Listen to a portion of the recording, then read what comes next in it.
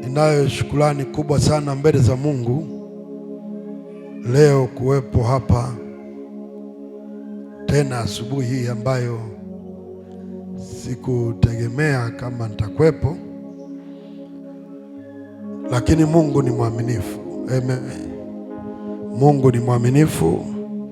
Naitwa Steven Mwasirembo. Bwana asifiwe sana. Kwa hiyo tutakuwa na semina kama ambavyo mchungaji amesema, na naamini mmejiandaa wiki la Pentekoste. Kwa hiyo njoni tuvikwe nguvu mpya. Nguvu mpya inakupa msimu mpya. Ukiingia msimu mpya na nguvu ile ile unaferi na kwa njia mfumo. Kwa hiyo tuje tushirikiane kuanzia leo mpaka Jumapili. Praise team, usikose hata dakika moja. Bwana asifiwe sana. Na muda umepanga mzuri kuanzia saa 1. Kwa hiyo tujitahidi tushirikiane, msiniache peke yangu. Somo letu ambalo tutajifunza asubuhi ya leo ni Luka 18 mstari wa kwanza. Kitabu kile cha Luka sura ya 18 mstari wa kwanza. Inasema, akawaambia mfano ya kwamba imewapasa kumwomba Mungu siku zote wala wasikate tamaa. Akawaambia mfano ya kwamba imewapasa kumwomba Mungu siku zote wala wasikate tamaa. Nataka uone imewapasa. Imewapasa. Neno imewapasa sio hiari. Neno imewapasa sio uchaguzi. Neno imewapasa ni amri, ni agizo. Kwa hiyo haya maneno Yesu alikuwa anazungumza na wanafunzi wake. Anaeleza kama mfano. Anasema imewapasa kumwomba Mungu siku zote wala wasikate tamaa. Kwa nini imewapasa? Kwa sababu ni lazima uombe. Mfumo wa Mungu aliyoweka kwa wanadamu ni wanadamu wamwombe Mungu. Kwa hiyo unapomwomba Mungu unaonyesha una nidhamu, unaonyesha ni mtiifu, unaonyesha unatambua nafasi yako kwa baba yako. Ni kama vile wazazi ambao tuna watoto. Mtoto umempeleka shule mwenyewe, umemnunulia daftari, umemnunulia uniform, umemlipia ada, anaenda shule anarudi. Lakini akiishiwa viatu, akiishiwa penseli, akiishiwa peni, asipoomba huwezi kumnunulia. Uongo kweli? Yaani mtoto akiishiwa kitu, siku ukimwona unakuta soli hamna, anatembelea soksi. Wajibu wa mtoto kwa baba yake ni kumweleza shida alionayo. Halo? Ni kumweleza shida alionayo. Baba, viatu vimeisha. Baba hata kama ana hela atakopa, kwa sababu mtoto amekuja kuomba mahitaji yake.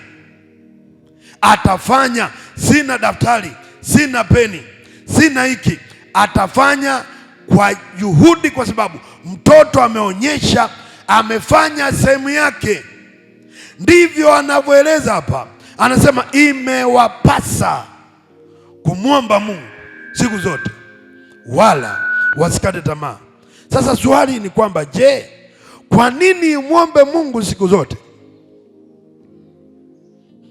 Kwani hajibu?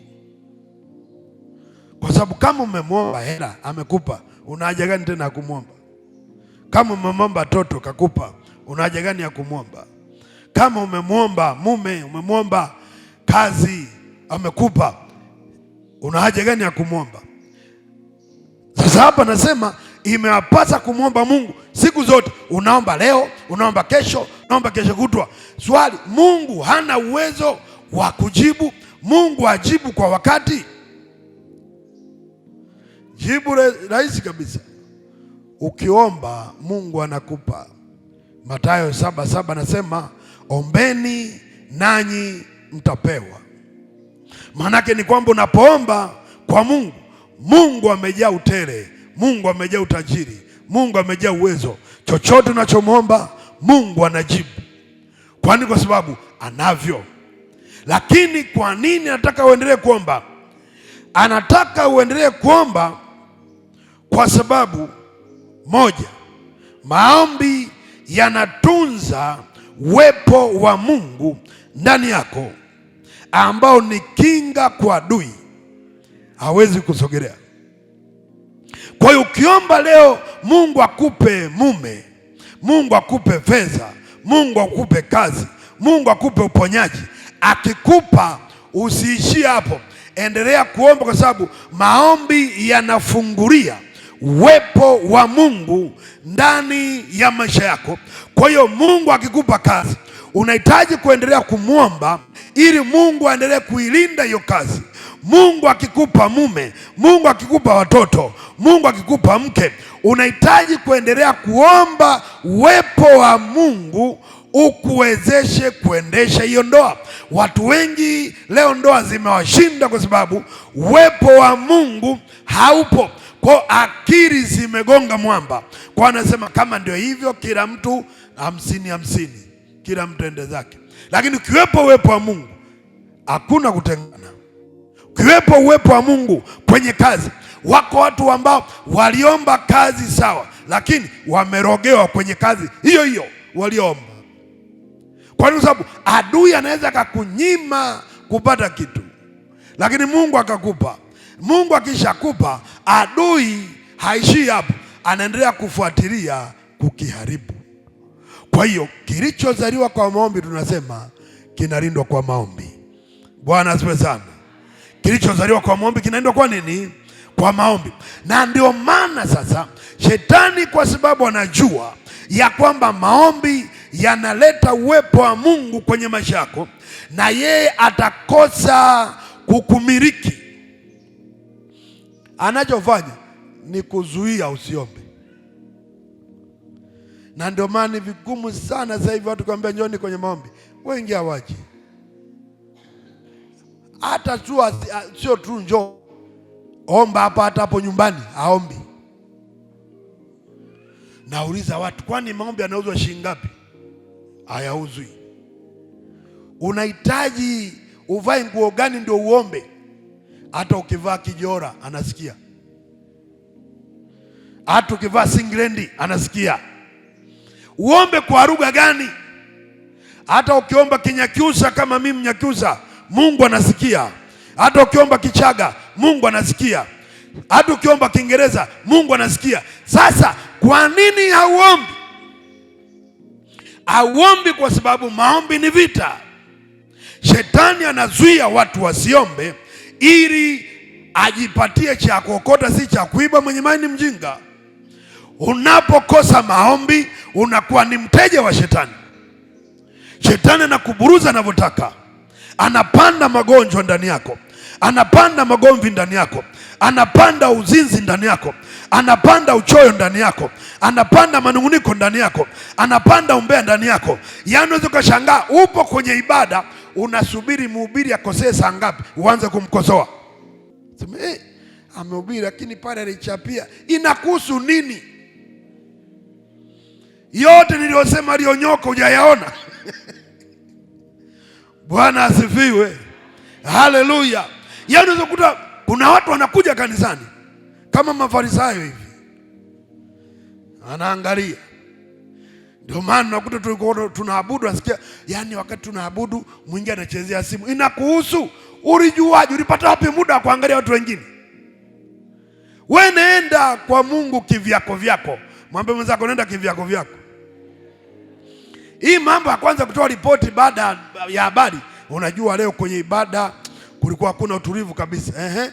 Kuna mtu alikuwa anapita pita tu anatembea tembea. Wewe ulikuwa unafanya nini?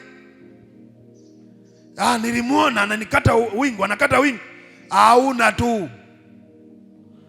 Wale ambao wamejiconnect kwa Mungu hawaoni. Mwambie mwenzako nao ni umbea. Kwanza kuchunguza. Uwepo wa Mungu unapokuwepo ndani yako, unakuondoa kwenye uteka wa shetani. Na ndio maana imewapasa kumwomba Mungu siku zote. Siku zote. Kwa nini? Kwa sababu maombi yanavuka mipaka ya akili, mipaka ya uwezo, mipaka ya elimu, mipaka ya ukoo, mipaka ya kabila, mipaka ya kitaifa. Maombi yanavuka viwango vya kibinadamu. Na ndio maana unahitaji kuomba Mungu siku zote ili uvuke viwango vya kibinadamu. Wakati binadamu anasema haiwezekani. Hapa mchungaji katoa ushuhuda ya kwamba mtu anakuja anasema wameniambia nina uvimbe. Vipimo vimeonyesha na majibu yake ni operation. Ndio binadamu anajua uvimbe unaondoka kwa operation. Lakini Mungu anaweza kaondoa uvimbe bila operation. Sasa akamwambia tuombe. Alipoomba uvimbe haupo. Mipaka ya kibinadamu inaishia mahali ya kwamba hapa bila operation huwezi kusurvive. Lakini Mungu anasema nitakuondolea ugonjwa wote. Kwa njia gani? Niombe. We niombe tu. Kisha niomba taondoka. Kiwango cha Mungu, akili ambazo hazichunguziki. Na ndio nasema imewapasa kumwomba Mungu siku zote. Kwa hiyo maombi sio uzoefu, maombi sio ujuzi, maombi sio kipawa cha mtu. Maombi ni ya kila aaminie. Kila aaminie, kila aaminie. Sasa siku hizi shetani ashaleta mbinu mpya. Watu hawaombi, wanatumia vifaa vya kiroho. Kwa hiyo anakuwa na kitu kake mfukoni hapo kama irizi fulani hivi. Kwa hiyo ikitokea shida anabandika, ikitokea shida anabandika. Sasa mwenzangu, omba, nina kifaa changu. Omba, mwambie mwenzako omba. Mwambie tena omba. Imewapasa kumwomba Mungu siku ngapi? Siku ngapi? Zote. Wala usifanye nini? Usikate tamaa. Usikate tamaa. Kwani kwa sababu ndani yako kadri unavyoomba nguvu ya Mungu inaongezeka. Inaongezeka. Ndio kiwango. Maombi unapoenda kwa Mungu, unaweza kuwa unaomba kama uoni, kama uelewi, kama vile hakuna kinachotokea, lakini kawaida ya maombi kadri unavyoomba kuna kawingu kanaongezeka. Kadri unavyoomba kuna nguvu inaongezeka. Kadri unavyoomba kuna nguvu zinaongezeka. Na ndio maana watu ambao wanajizoeza kuomba wanajikuta wana msuri wa kuomba kuliko mtu mwingine.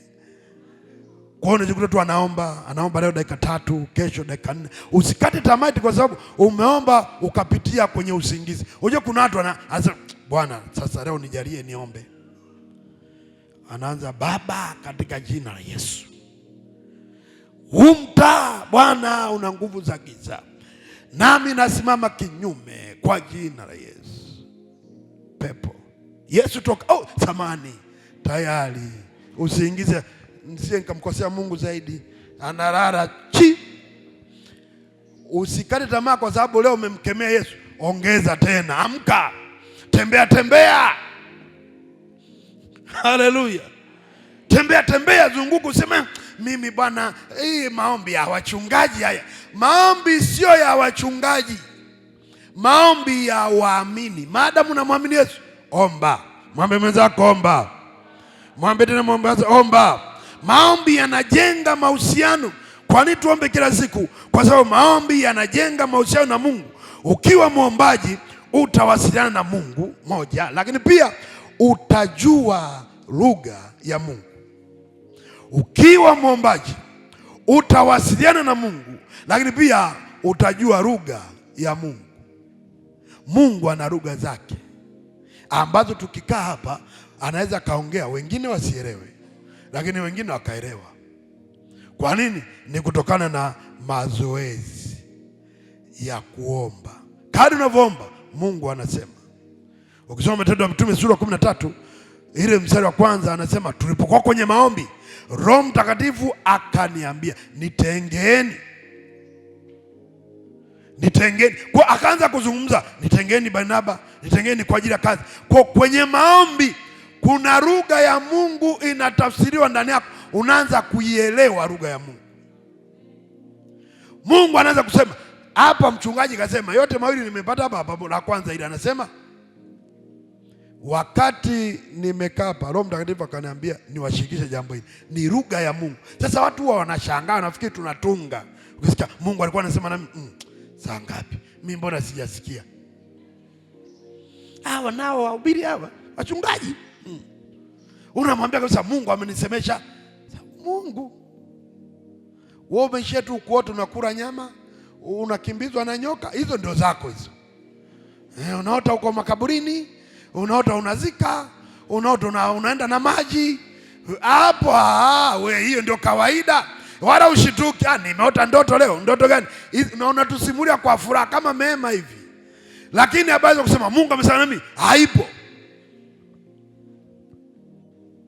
Lugha, Mungu ana lugha. Kadri unavyoomba Mungu anasema na wewe kwa lugha. Yaani hivi labda watanielewa wale mainjinia, fundi umeme, bomba, nini. Kuna namna, kwa mfano akija hapa fundi umeme kwa mfano, akaja akachora hapa, akaondoka. Ukaja wewe msoma Biblia, ukamwambia hebu amechora sielewi. Akija mwenzake sasa, hapa ni two way switch, one gang, mbona naona hayo makorokoro sasa. Hiyo lugha, mwambie mwenzako lugha. Hata wale mainjinia au masui wa ndege wana namna zao. Akishafanya hivi, nenda kamwangalie daktari. Daktari anakuandikia ugonjwa, wewe ndio unaumwa, anakuandikia na dawa. Alafu anakuambia nenda pharmacy kawape hii karatasi. Wewe unaangalia, sasa kaandika nini? Lakini akifika pharmacy, hii haipo, hii ipo. Nini? Dawa. Inaitwaje? Fragile. Mbona mimi kwa sioni? Sio lugha yako. Hujajua. Ili uweze kujua lazima uende kwenye chuo cha udaktari. Ili ujue lazima uende kwenye chuo cha uinjinia. Ili lazima uweze kujua uende kwenye chuo sio cha aina gani. Ili ujue ile lugha. Kwa kama unataka kujua lugha ya Mungu anavyozungumza, ya kwamba hapo ni hatari, msimu ufanye hivi. Na ndio maana kuna watu ambao wanapewa tahadhari kabla. Mchungaji hapa akasema lingine, tulikuwa mbele ya muda ya kwamba mwaka huu Pentecost itafanyika namna hii. Huo ulikuwa nje ya mfumo wa diocese. Alafu kumbe Mungu ameandaa huo mfumo, lakini watu ambao wanajua lugha ya Mungu walianza mapema ya kwamba Mungu alishasema. Na hii haipatikani popote, inapatikana kwenye maombi. Maana kasema tulipokuwa katika maombi Roho wa Bwana akasema. Maana yake ni kwamba kwenye maombi kuna lugha ya Mungu inatokea, inatafsiriwa. Na ndio maana watu ambao wamezoea kuzungumza na Mungu hawaendi kwa kubahatisha, hawapapasi, hawana mashaka, hawapotezi chochote. Ukijua lugha ya Mungu, hata biashara utakayofanya ni sahihi, kwa sababu Mungu amekwambia. Hata kama ni kilimo, Mungu atakwambia mwaka huu usilime vitunguu, lima nyanya. Kwa sababu gani? Hali ya hewa iko hivi na hii ndio tena na hiki. Wakati unajua lugha ya Mungu, utajua utajiri wa Mungu, jinsi ambavyo unaweza kufikia. Kama vile ambavyo Isaka, maandiko yananiambia, alitoka kwenye Mwanzo sura 26, amekaa pale kwenye nchi kame, njaa. Watu wote wanasema hakuna kura mwaka huu. Lakini Mungu akamtokea mtu mmoja tu, anambia Roho, usiondoke, lima hapa ni washangazi. Wengine wote hata hakusikia, alikuwa tangazo la wote. Halo, Bwana asifiwe. Wiki hii ni wiki ya kusikia sauti ya Mungu. Na ikija sauti ya Mungu inaleta masuluhisho ndani yako. Yako mambo ambayo yamekwama ni kwa sababu hujasikia Mungu anasema nini, ili umesikia daktari kasema nini. Watu wengi sana wana vilio kwa sababu ya kile ulichokisikia. Kuna lugha umesikia, Leo sikia kwamba yote yawezekana kwake yeye aaminie. Bwana asifiwe sana. Yote yawezekana kwake yeye aaminie. Ukimwamini Bwana hakuna lisilowezekana. Watu wengi tumeshindwa kupokea Mungu kwa sababu hatujamjua Mungu. Nampenda sana Daudi. Daudi alikuwa endi mahali bila kusikia sauti ya Mungu. Ambia Bwana niende. Anasema naendaje? Kwa staili lugha ya Mungu, maombi. Ndio wasema imekupasa kumwomba Mungu siku zote. Siku ngapi jamani? Siku ngapi? Alafu nasema kwenye siku zote usifanye nini? Usikate tamaa. Maombi yanamruhusu Roho Mtakatifu atende kazi ndani yako. Roho Mtakatifu atende kazi ndani yako. Na ni wiki ya Pentekoste, si ndio? Warumi 8:26 anaeleza sisi hatujui kuomba ipasavyo, si ndio? Ila Roho anatusaidia nini? Udhaifu wetu. Kwa hiyo kadiri unavyoanza kuomba, yani Roho Mtakatifu anasubiri uanze kuomba alafu kuongezea spidi.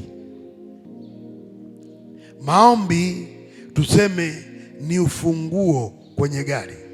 Gari kipaki hapo ikiwa full tanki, tairi mpya, kila kitu. Usipoiwasha utasikia hata mungurumo au utajua kama inatembea. Sawa? Atakiwa uende upige start on, kanyaga mafuta. Utakimbiza gia zote. Kwani kwa sababu inasubiri uanze. Inasubiri fanyeje? Uanze. Usipoanza haiendi.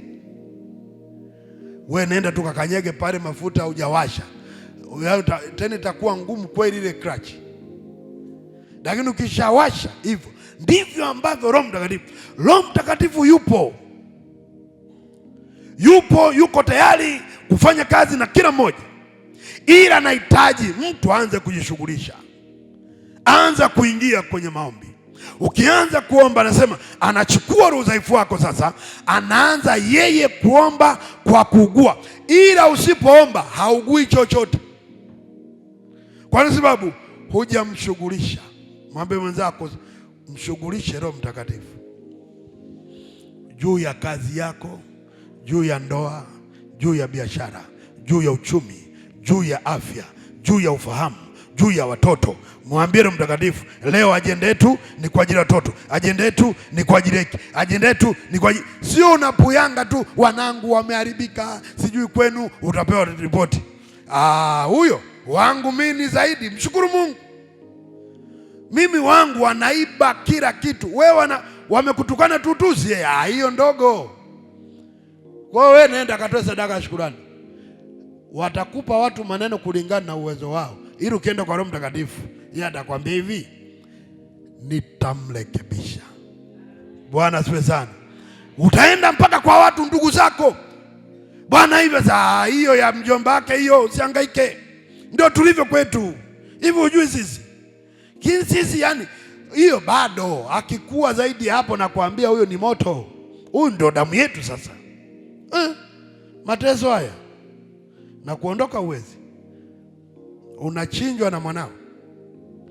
Sasa nenda kwa Mungu ambaye anasema watoto wako watafundishwa na Bwana, alafu amani yao itakuwa nyingi. Ukienda Mungu ataanza kushughulika na ahadi ambazo ameziachilia kwako, zitafanya kazi. Tunashindwa kupokea vitu kwa sababu sisi hatujaamua kufanya wajibu wetu. Mungu anahitaji ufanye wajibu wako. Wajibu wako muombe Mungu siku zote, wala usipakate tamaa, ili Roho Mtakatifu huyu aweze kushuka ndani yako, aachilie sasa ile nguvu yake. Wewe ambaye ni dhaifu ufanye mambo makubwa, yani kupitia wewe. Huyo unaomba maneno mawili, huyo Roho Mtakatifu sasa akafanya mambo makubwa sana. Anachotaka uanze. Jambo la tatu, juu la 4 hiyo, maombi yanakupa ushahidi ama ushindi dhidi ya adui na hofu zake. Maombi yanakupa ushindi dhidi ya adui na hofu zake. Shetani ana mkwara, lakini unapomwomba Mungu Yale maombi yanaachilia nguvu ndani yako. Unaanza sasa uogopi chochote. Kikija hiki uogopi. Ukipita barabarani kwa kuta watu wameweka vibuyu, unapiga mateke. Hamna anayekutisha.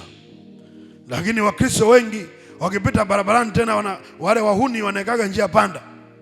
Wanapita watu wengi. Na mwaga hapo vibubuyu nini. Alafu tuone sasa. Unatoka zako huku, tembea na Yesu, tembea na Yesu. Ukifika, Yesu wangu, mama, sio Yesu tena. Mama we, unapita pembeni. Jamani, shetani huyu pita hapo kama mwanaume kweli. Taki unapita pale unauliza, nani kaleta uchafu barabarani? Serikali za mtaa ziko wapi? Unapiga mateke. Unaweza? Muulize mwenzako, unaweza? Unaweza? Au ndio unatuma moto huku, unapita huku unarusha moto. Inaona kisongiza, Mungu wangu, moto, damu Yesu. Huyo. Sema shetani jamani, huyu shetani hana nguvu kwa watu walio na maombi. Maana maandiko yanasema tutamseta chini ya miguu yetu upesi. Kwa hiyo hatupaswi kuogopa. Mwambie mwenzako maombi. Bila maombi shetani haogopi mistari yako ya moyo, haogopi. Kwa sababu naye anaijua. Alikutana na Yesu siku moja, anamwambia imeandikwa. Yesu naye imeandikwa. Debate ilikuwa kali ya mistari. Wewe utamshinda shetani mistari wewe? Shetani anaogopa nguvu ya Mungu, haogopi mistari. Mistari zae nguvu ya Mungu ndani yako. Usisome kama kasuku. Naambiaga watu neno la Mungu lenyewe liingie ndani, download kutoka huko, lifanyiwe printing, liingie huko ndani, lianze kuchakatwa. Usiishi tu kwa kukariri mistari, ishi kwa kuhuisha ile mistari. Sasa iwe kitu hai, kilete kazi, kilete matunda kwenye maisha yako. Jambo lingine, maombi yanafuta hati za mauti za adui na mihuri yake. Maombi, shetani anaweza kafungulia mauti kwenye maisha yako, ikawa mauti ya kiroho au mauti ya kimwili. Mauti ya kiroho ni ile ambayo hauzalishi chochote. Hii inaitwa mauti ya kiroho. Ukifanya biashara unaishia kukopesha na kudhulumiwa. Ukifanya kazi baada ya muda umefukuzwa. Unafanya kazi unapata na mshahara, lakini unashangaa matumizi sio kwenye malengo. Unafanya kazi vizuri, wengine wanawekeza, sijui wanaingia vikoba, wako sakosi, wako hivi, halafu wanaweka malengo. Baada ya muda fulani nikipata hii hela nifanye hiki, baada ya mwaka nifanye hiki. Anapoweka malengo makubwa namna hiyo, anashangaa anapata ile hela, anapokea simu, mamako amevunjika mguu. Bodaboda walikuwa tena anapita tu pembeni, ikamrukia huko, mguu umepata shida, wanaenda hospitali, hela inaenda papu, unaenda unatumia. Mama ni wa maana sana, unatumia, anapona. Unashuhudia. Bwana asifiwe. Nilikuwa na mipango mwaka huu hivi na hivi, nikajiwekea malengo, lakini ashukuriwe Mungu, ile tu napokea ile hela, nikapata taarifa ya ajali. Mamangu nimemuuguza, tumempeleka mpaka KCMC, amepona. Sasa hivi anaangalia TV. Shetani ameshindwa. Watu swali, hiyo vikoba baada ya kuvunja ilikuwa utibu mguu wa mama au uwezeke nyumba?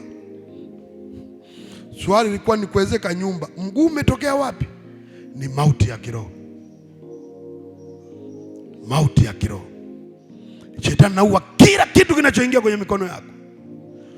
Fuatilia, mtu anapata mchumba jamani, baada muda mara wamemtoroka. Ni mauti ya kiroho. Hakuna kinachozaliwa. Kwa unahitaji kuomba. Mwambie mwenzako kuomba ili hati za mashtaka kwenye ulimwengu wa roho zife Lakini wengine ni mauti ya kimwili, ndio vile mtu anakufa kila baada ya muda, mtu anakufa kila baada ya muda, unasikia kila mwaka lazima azike, kila mwaka lazima azike. Unahitaji kuomba maombi. Maombi yanaruhusu nguvu ya Mungu isitishe msafara wa shetani ndani yako. Danieli aliomba maombi kwenye kitabu cha Danieli sura 6 kuanzia mstari wa 10 mpaka 28. Maandiko yanasema walipoweka sheria ya Wamedi na Wajemi, sheria inasema mtu yoyote atakayemcha Mungu, mtu atakayemwabudu Mungu tofauti na hii sanamu, tunamuua, anapewa adhabu. Maandiko yanasema Danieli alipoona ile sheria imetiwa muhuri, akaingia kwenye maombi. Yaani walikuwa wanazuia asiombe, ndio akaongeza maombi. Bwana asifiwe. Sijui unanielewa? Wakazuia kuomba tena muda wa siku 30 tu, wala sio muda mrefu, mwezi mmoja, kwamba atakaye fanya maombi kinyume na hii sanamu anauawa. Danieli alipoona tu yametiwa muhuri yale maneno, maandiko yanasema akaongeza maombi, akawa naomba kutwa mara 3, maandiko yanasema. Alafu anaomba madirisha yako wazi. Wakaenda wambea anaomba tena, ndio anaomba zaidi tena kwa sauti, anatupigia kelele. Unajua kuna watu ukiomba sasa wanapiga kelele, lakini kelele za maombi zinasaidia, zinaokoa watu. Bwana, ndio maana tunapigaga tu kelele. Anasema sasa naomba tena ndio zaidi. Alipoenda kwa mfalme akasema ndio bwana, ndivyo ilivyo. Mfalme alikuwa anampenda sana, maana mtendaji mzuri, sio fisadi.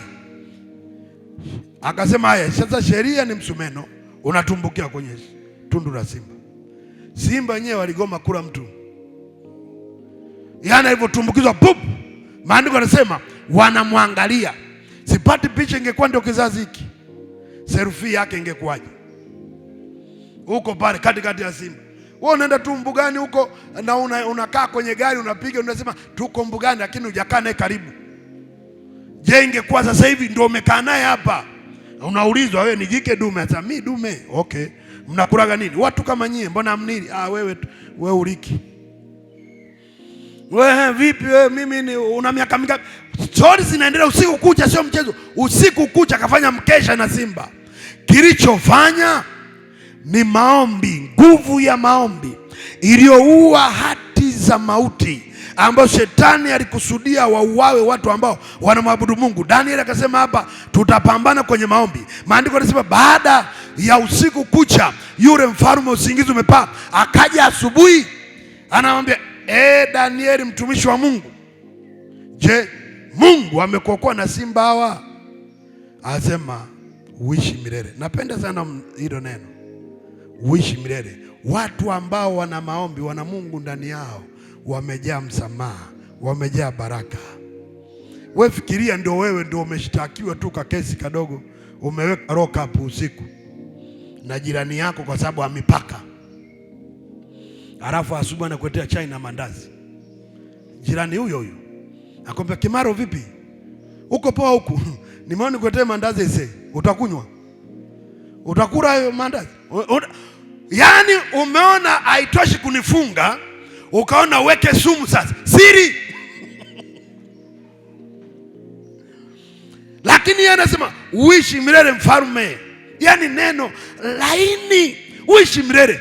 Mungu ninayemtumikia daima, kama ulivyosema, alituma malaika wake, wamekamata makano ya simba, na mimi niko salama, kwa usiogope. Akasema mwanaume, panda juu, kuna kazi, panda juu. Alipopanda juu, maandiko yanasema akauliza, wale ambao walishughulika na Danieli jana wako wapi?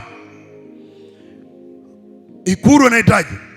Mimi napiga hesabu, inawezekana mpaka marafiki nao walienda na mimi nimo. Kwa hiyo labda ni uapisho, maana umefanya kazi nzuri, kwamba sasa huyu mtu anaenda kupongezwa, maana tumechinja mtu jana Danieli. Sasa walipofika pale, nafikiri mfalme anauliza, ni kweli ndio nyie? Na wewe ndio. Mimi mjombake, mimi binamu, tumemsindikiza. Akasema sawa, wewe na familia yako, kushoto geuka, mbele tembea. Mpaka wapi? Kwenye shimo. Waliposikia kwenye shimo, nafikiri wengine sema mimi hata simjui mtu. Mmesema ni familia. Hapa tunaenda mafungu, mnazama. Maandiko yanasema wakatumbukizwa kwenye shimo, alafu wale simba wakawararua wale watu kabla hajatua chini, mauti ikawageuka. Maombi yana kawaida kugeuza vita yako kuwa amani yako, yana kawaida kugeuza silaha kuwa baraka za Bwana. Na ndio maana kwenye utenzi anasema tufani inapovuma sana moyoni mwangu, yeye Mungu ananificha. Kwa nini? Kwa sababu vyote anageuza kuwa baraka. Nami nataka katika jina la Yesu Kristo, kila adui aliye juu yako Bwana mgeuzie hiyo uadui we juu yake. Wale simba waliotumwa wakumeze wiki hii hawatakumeza katika jina la Yesu. Haijalishi ni kansa, ni TB, haijalishi ni kifua kikuu, haijalishi ni talaka na magomvi, Bwana anaenda kurejesha amani tena. Haijalishi watu hawasikiki, nataka nikuambie leo hii katika jina la Bwana atakutetea. Hakuna shimo refu litakayokuzamisha, hakuna simba atakayekumeza, hakuna njaa itakayokuua, hakuna ugonjwa utakayokuondosha, hakuna mateso yatakayokupata. Kwani kwa sababu Jehova amesema katika wiki hii ni wiki ya kuvikwa nguvu mpya, katika wiki hii ni wiki ya masuluhisho, katika wiki hii ni wiki ya majibu, katika wiki hii ni wiki ya uponyaji. Hatima yako ni kubwa kuliko maisha yako. Bwana akupeleke kwenye hatima yako, akupeleke kwenye ndoa yako, akupeleke kwenye uzima wako, akupeleke kwenye kibali chako, akupeleke kwenye furaha yako. Hii ni wiki ya Pentekoste ya kuvikwa nguvu na kupewa balozi, ukatangaze Bwana ya kwamba ilishindikana miaka yote, sasa ni msimu mpya. Pokea neema ya Kristo Yesu iwe juu yako. Mkono wa Bwana ule ambao umewasaidia Danieli ukusaidie na wewe, uliowasaidia wengi na wewe sasa ni zamu yako katika jina la Yesu. Amen. Engare Nairobi, engare kijito cha maji ya uzima.